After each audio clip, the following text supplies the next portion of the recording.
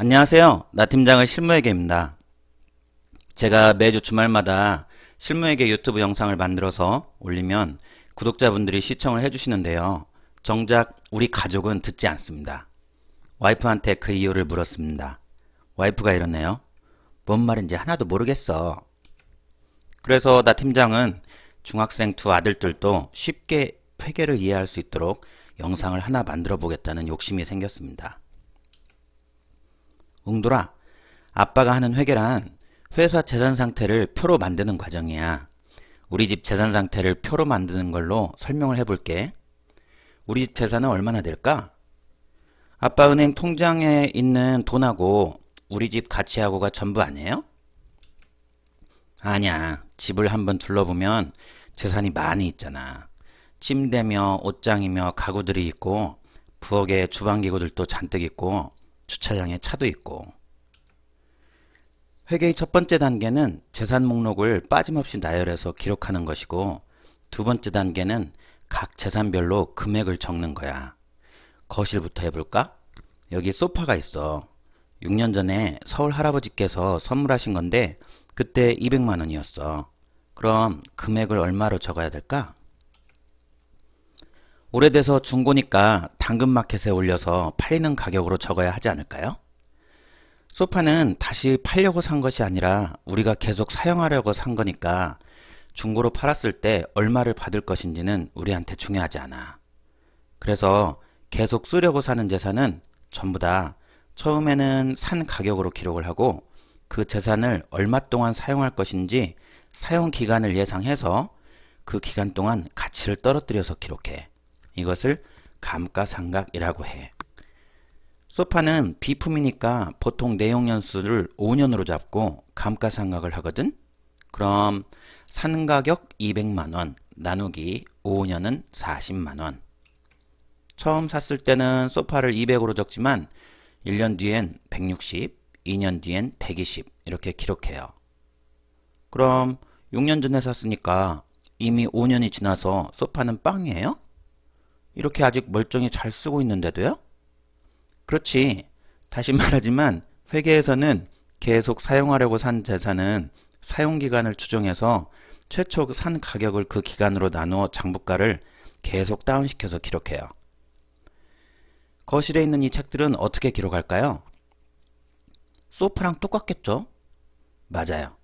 우리 집에 있는 모든 것들은 다 팔려고 산 것이 아니라 계속 사용하려고 산 것이니까 다 사용기간을 추정해서 감가상각을 해서 재산상태표에 기록해야 해요. 침대나 가구 같은 재산하고 옷이나 신발 같은 재산하고는 사용기간이 다르겠죠? 재산의 종류마다 사용기간 추정을 잘 해야 해요. 그런데 웅돌아, 다른 재산들은 다 시간이 지날수록 사용하면서 낡아지니까 감가상각이 이해가 되는데 우리 집 아파트는 지난 6년 동안 6억이 올랐어요. 만세! 자, 아파트는 청약하면서 산 가격이 6억이고 아파트 같은 건물은 보통 40년 사용할 수 있다고 내용연수를 보는데 그럼 구입한 지 6년 된 아파트는 얼마로 기록을 해야 할까요? 6억 나누기 40년은 1,500만원, 즉 1년에 1,500만원씩 감가상각 곱하기 6년 지났으니까 6하면 9천만원 6억 빼기 9천만원은 5억 1천만원 6억이 올랐다고 말씀하셨으니까 11억 1천만원으로 기록하나요? 아니요. 우리는 아파트가 딱 한 채뿐이고 계속 살려고 집을 산 거니까 아파트도 소파와 똑같이 산 가격을 사용기간 동안 감가상각해서 기록해요. 이게 회계의 원칙이에요. 사용 목적으로 취득한 재산은 취득원가로 기록하고 감가상각을 한다. 중고시장 시가나 아파트 시가로 기록하지 않는다는 게 회계 원칙이죠. 다만 이러면 재산상태표에 기록된 것 중 토지 같은 부동산은 너무 시가와 동떨어진 금액으로 기록될 수도 있으니까 재산상태표 뒤에 주석이라고 별도의 표를 작성하는데 거기서 토지의 시가를 주석으로 써줘요. 웅돌아, 근데 우리 집 재산에는 사용하려고 산 물건들만 있는 것은 아니고 이익을 남겨서 팔려고 산 것도 있어. 바로 삼성전자 주식이지. 삼성전자 주식은 주식시장에서 거래되는 시가가 있기 때문에 재산상태표에서 산 가격으로 기록하지 않고 매년 말 시가로 기록해요. 그리고 아빠가 운영하는 유튜브에 광고 수익으로 구글에서 달러가 매달 입금되는데 달러는 한국 돈, 원화가 아니니까 한국 돈으로 환산해야 해요. 그런데 환율은 매일 바뀌니까 달러가 입금될 때 환율로 환산하는 금액이랑 연말에 바뀐 환율로 환산하는 금액은 차이가 나겠죠? 아무튼 외화로 된 재산은 연말에 원화로 환산해서 재무상태표에 기록하고 환율이 바뀌어서 이익이 나거나 손실이 난 금액은 손익계산서라는 표에 기록을 해요. 우리 집 재산상태표에는 우리가 돈 주고 산 물건들만 기록하는 것이 아니고 다른 사람들한테 받아야 하는 돈, 즉 채권이라고 그러는데 이렇게 눈에 보이지 않는 재산도 기록해요. 아빠 회사 월급날이 5일이니까 12월 말에 재산상태표를 작성할 때는 12월 월급이 비록 1월 5일에 입금된다고 하더라도 12월 한 달 동안 출근을 했으니까 12월 말에는 월급을 받을 권리가 생기죠. 그래서 재산상태표에 매출채권으로 기록해요. 이렇게 회계에서는 아빠가 일해서 돈을 받을 권리가 발생했을 때인 매달 말에 돈을 벌었다는 수익, 그리고 받을 돈인 채권을 기록해요. 현금이 들어오고 나갈 때까지 기다렸다가 기록하는 것을 현금주의라고 하는데요.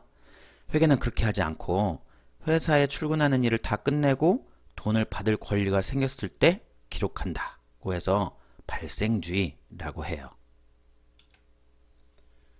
아빠는 회계사 자격증도 있고 오랫동안 회계법인과 상장대법인에서 맨날 죽어라 야근하면서 실력을 쌓아와서 웅돌이가 보기에 아빠의 이런 능력은 미래에도 계속 연봉을 많이 받고 일할 수 있게 해줄 테니까 우리 집 재산이겠죠.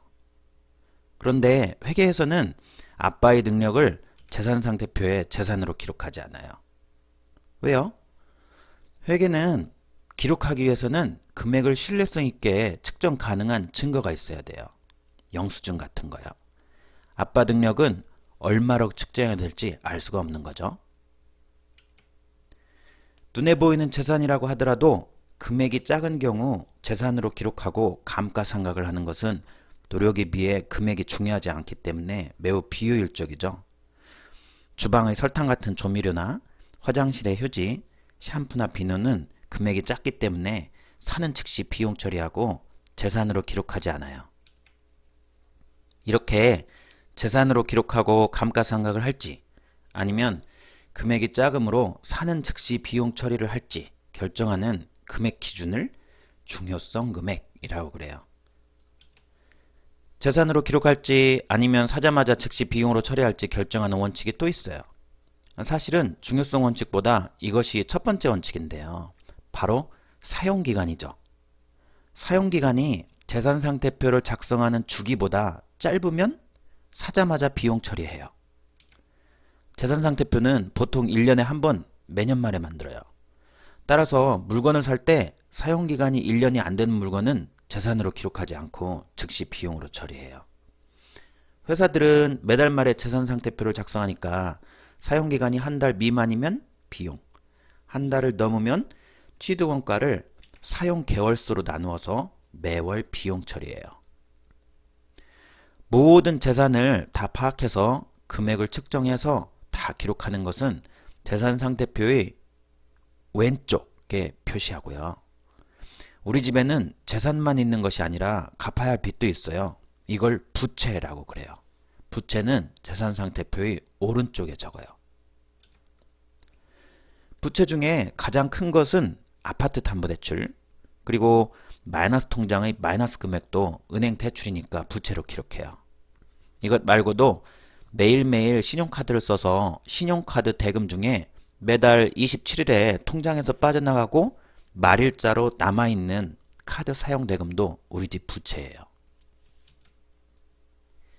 이렇게 신용카드 사용 대금이 현금으로 빠져나갔을 때 비용으로 기록하지 않고 신용카드를 실제로 사용해서 월말에 갚을 돈이 있을 때 이를 기록하는 것을 아까 아빠가 뭐라고 했죠? 그래요. 발생주의예요. 신용카드를 사용하는 행위가 발생했을 때 갚을 돈을 기록하는 거예요. 재산상태표 왼쪽의 모든 재산 금액의 총 합계가 우리 집 재산이고 오른쪽의 부채가 우리 집 빚이니까 재산 합계에서 부채 합계를 빼면 남는 금액이 순수하게 찐으로 우리 집 몫이죠. 이를 자기자본이라고 그래요. 자본에는 무엇이 있을까요? 아빠가 시골 할아버지로부터 독립해서 혼자 살다가 결혼했을 때 부모님께서 아빠 보고 전세 얻으라고 돈을 주셨어요. 은행 빚은 만기가 되면 갚아야 하니까 부채고요. 부모님 돈은 갚지 않아요. 가정을 차리라고 주신 돈이니까요. 갚지 않으니까 부채가 아니라 자본금이라고 그래요. 은행 빚은 3% 이자를 내야 돼요.